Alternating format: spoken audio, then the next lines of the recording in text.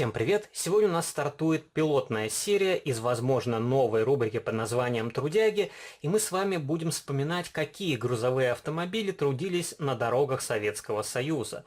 И тут не столь важно, какой будет показан грузовик и от какого производителя, суть в том, чтобы вспомнить, какие модификации ездили в моем, в ваших городах, и обязательно пишите ваши комментарии, какие из показанных грузовиков вы помните с детства. Если вам понравится данная рубрика, то обязательно поддержите видеоролик лайком, также оставьте ваш комментарий, хотите ли вы увидеть продолжение, и можете написать, какие автомобили вы бы хотели увидеть в будущих видеообзорах. Это могут быть не только отечественные грузовики, но и импортная техника, и, возможно, легковушки, автобусы или какой-то другой транспорт, возможно, железнодорожная техника.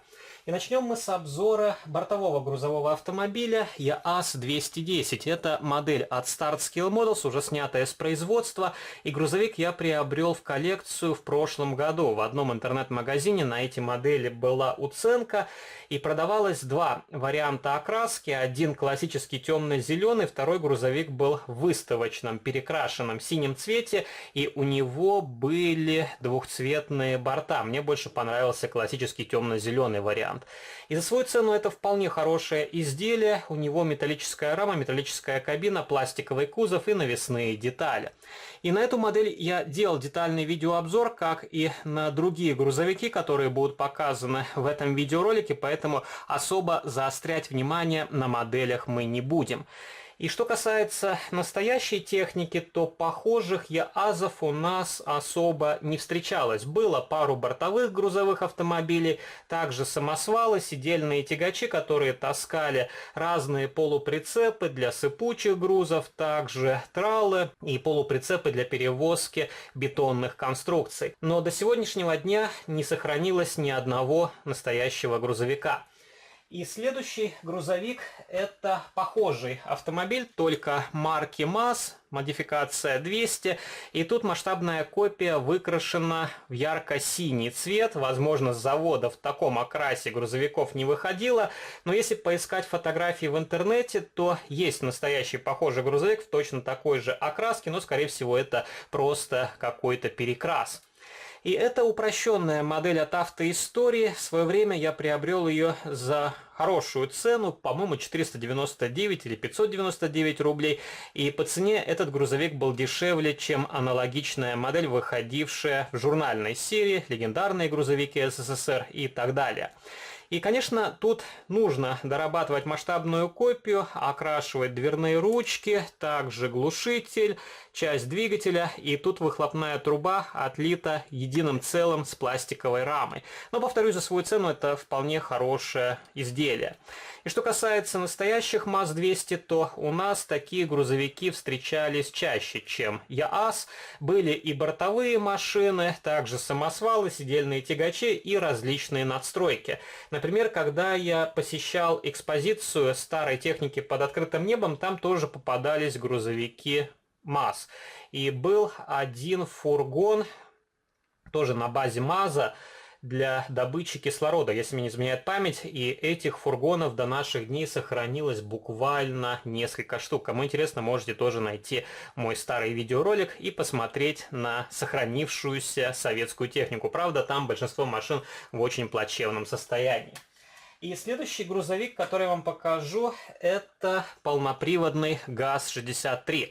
Модель от Автоистории, относительно свежая новинка, и похожий грузовик также выходил в коробочке ССМ. Я тоже на ту модель делал детальный видеообзор. И у ССМ грузовик с лебедкой. Тут обычный вариант, но если вы в коллекцию хотите классический ГАЗ-63, можете смело брать модель от Автоистории, это более выгодная покупка, а бампер с лебедкой можно изготовить самостоятельно или найти какую-нибудь деталь для доработки. Я более чем уверен, что такие детали есть в продаже. И тут съемный тент, вполне хорошо проработан кузов, правда отсутствует внутренняя расшивка бортов и вполне хорошая детализация ходовой части. Окрасили глушитель серебристой краской, и также тут очень симпатичные покрышки. Правда, у меня один колесный диск был поврежденный, когда я получил модель, не успел эту деталь отремонтировать. И следующий грузовичок Это еще одна модель из 51-го семейства, самосвал ГАЗ-93Б. Это масштабная копия от Deep Models, и у Deep было два варианта окраски этих грузовиков. Второй грузовик с зеленой кабиной, и на ту модель я тоже делал детальный видеообзор. Вполне хорошее изделие, тут поворотный передний мост, поднимается кузов составной, нижняя часть из металла, борта из пластика и вполне жизненный цвет грузовика. И у нас такие грузовички сохранились до сегодняшних дней. Например, если отъехать от столицы куда-то в деревню или в поселок, то там вполне возможно можно увидеть такой грузовик на ходу в очень хорошем состоянии. И 51-х газонов у нас было большое количество, как обычных, так и надстройки, самосвалы и другие варианты исполнения. Были поливомоечные машины, также автомобили для чистки дорог и так далее, и так далее. И это тоже вполне хорошая масштабная копия. Одно время эти грузовички продавали за хорошую цену. Именно тогда я и приобрел этот и зеленый вариант в свою коллекцию. Следующая масштабная копия – это сидельный тягач МАЗ от нашего автопрома. Тоже старая модель. По сегодняшним меркам этот грузовик уже уступает более современным изделиям от Костромы. И тут одна из главных проблем – это переразмеренная кабина. Но на свое время это был вполне хороший автомобильчик, чтобы заполнить недостающую позицию в коллекции. И сейчас модели от НАПА сильно упрощены. Например, на более поздних сидельных тягачах уже идет пластиковая рама, тут она из металла, отсутствуют поворотники в виде стекляшек, ну и другие упрощения. И на этой модели я окрасил плашку двигателя, выхлопную трубу, поменял колесные диски и покрышки на аналог от Maestro Models, добавил брызговички и катафоты на брызговиках. Тоже вот такой грузовичок, который у меня хранится в коллекции как часть история.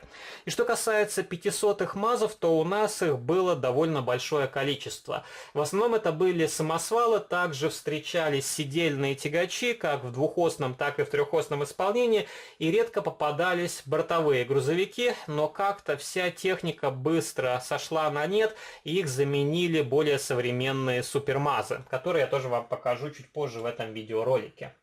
Следующий грузовик – это КРАС-214 от того же «Наш автопром». И к этому грузовику можно отнести модификацию 255 и так далее. И КРАСов у нас было не так много. Встречались самосвалы, также сидельные тягачи. Если говорить о полноприводных версиях, то они в основном встречались в воинских частях. И до наших дней сохранились буквально единицы. И где-то лет 15 назад я видел один самосвал, который, к сожалению, пустили под пресс, и было очень жалко, потому что у того грузовика был минимальный пробег, что-то порядка 6000. И очень жаль, что многие люди не ценят старую технику, и я думаю, такой грузовик очень хорошо бы смотрелся в каком-то музее.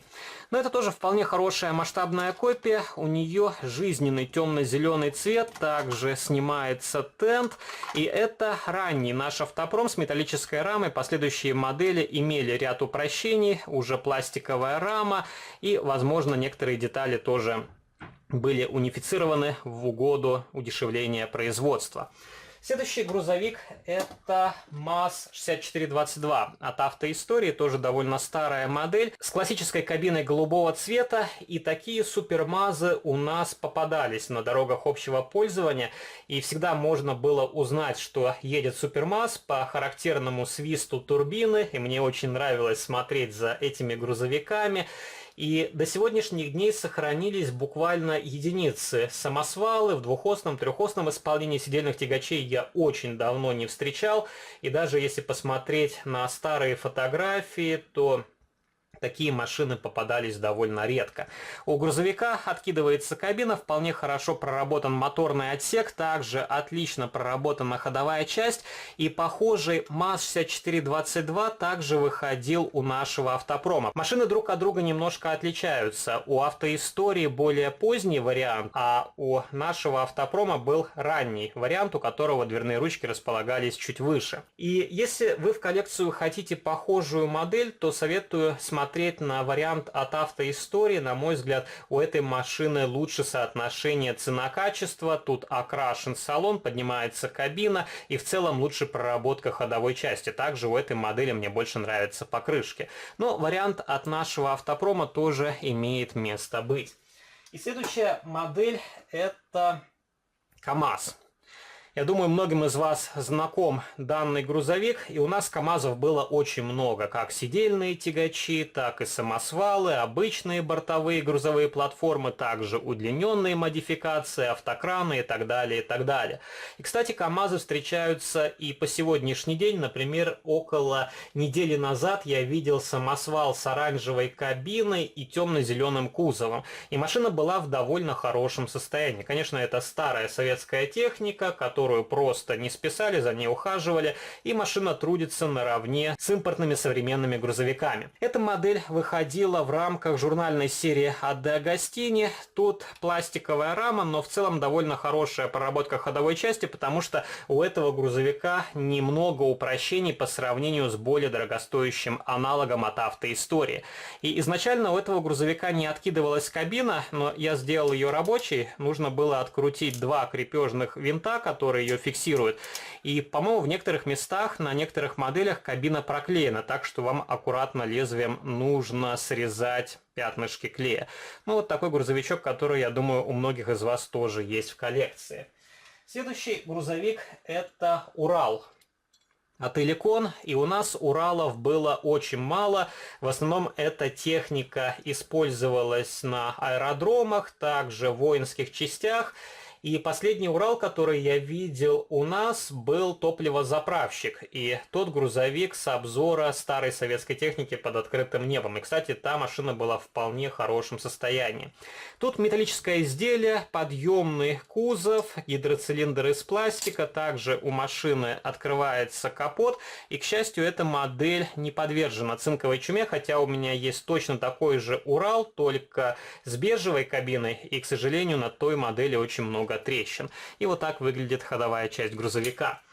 И следующая масштабная копия это легендарный ЗИЛ-131. Тут модель от ССМ в пожарном варианте исполнения. И у нас было довольно много 131-х ЗИЛов. Они сохранились и по сегодняшний день. Например, некоторые воинские части до сих пор используют похожие машины. Пожарной техники на службе я давно не видел, хотя такие ЗИЛы у нас раньше часто встречались. И я еще видел бурильные установки на шасси ЗИЛ-131. И также не так давно видел Кунг на базе такого автомобиля в очень хорошем состоянии. И это вполне хорошая масштабная копия. У ССМ были как варианты с логотипами, так и чистые машины. И была машина для разгона демонстраций. У нее были закрыты стеклышки, сеточка из фототравления. И у меня в коллекции есть еще один такой пожарный ЗИЛ, только в виде набора для самостоятельной сборки. Ну, давайте посмотрим мельком на этот грузовичок с разных ракурсов. И, конечно, стоит вспомнить старую модель от Эликон, она тоже есть в моей коллекции, но тот грузовик сильно уступает этому китайскому аналогу в плане проработки. И последние три грузовика, которые вы видите на столе. Первая машина это легендарный ЗИЛ-130, наверное, один из самых массовых советских грузовиков. Это масштабная копия от Deep Models, и у Deep довольно широкий ассортимент различных 130-х ЗИЛов. Есть как машины с ранним типом решетки, так и с более поздним. И также довольно большое количество таких грузовиков у Автоистория, Start-Scale Models, AVD Models и так далее. И что касается настоящей машины, то у нас таких грузовиков было огромное количество. Это и классический ЗИЛ-130, и удлиненная версия, также ЗИЛ-133ГЯ с крановой установкой, с обычной бортовой платформой, различные цистерны, поливомоечные машины, бензовозы и так далее, и так далее. И даже до сегодняшних дней сохранилось вполне приличное количество. Такие грузовики попадаются как на дорогах общего пользования, правда, не в столице, так и мелькают в различных объявлениях о продаже машин. И тут грузовик в варианте «Связь». Тоже довольно интересная схема окраски. И качество исполнения этой модели в целом более-менее нормальное, правда, есть пару замечаний к пятнышкам клея на самых видных местах. И давайте посмотрим на еще один ZIL. Это модель 157. И таких зилов у нас было не так много, и до наших дней сохранилось буквально пару машин. И тоже был свидетелем довольно печального происшествия, когда один из таких зилов пустили под пресс. Тоже была вполне хорошая машина, в хорошем состоянии, и почему-то ее пустили на металл. Но некоторые люди попросту не ценят старую технику. И у этого грузовика съемный тент, также очень хорошо проработан интерьер кабины, отлично проработана ходовая часть. И я думаю, у многих из вас есть хотя бы один ZIL 157 в коллекции. Возможно, от Дипа, возможно, от Автоистории, возможно, из набора AVD Models. И последний трудяга – это почтовый фургон на шасси ГАЗ-53. Тоже очень симпатичная масштабная копия.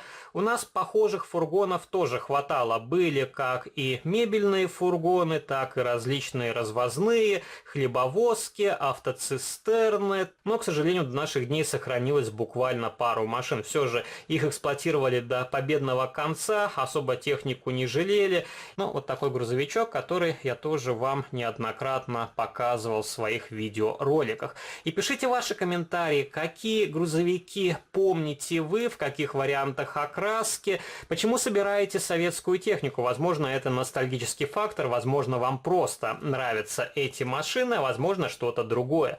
Если вам понравился данный видеоролик, то попрошу вас поддержать его лайком. Также вступайте в мои группы в социальных сетях, ВКонтакте и Фейсбуке. Жмите на колокольчик и заглядывайте на мой второй канал, там тоже выкладываются интересные видеоролики на масштабные модели из моей коллекции. А на сегодня это все. До новых встреч. Пока.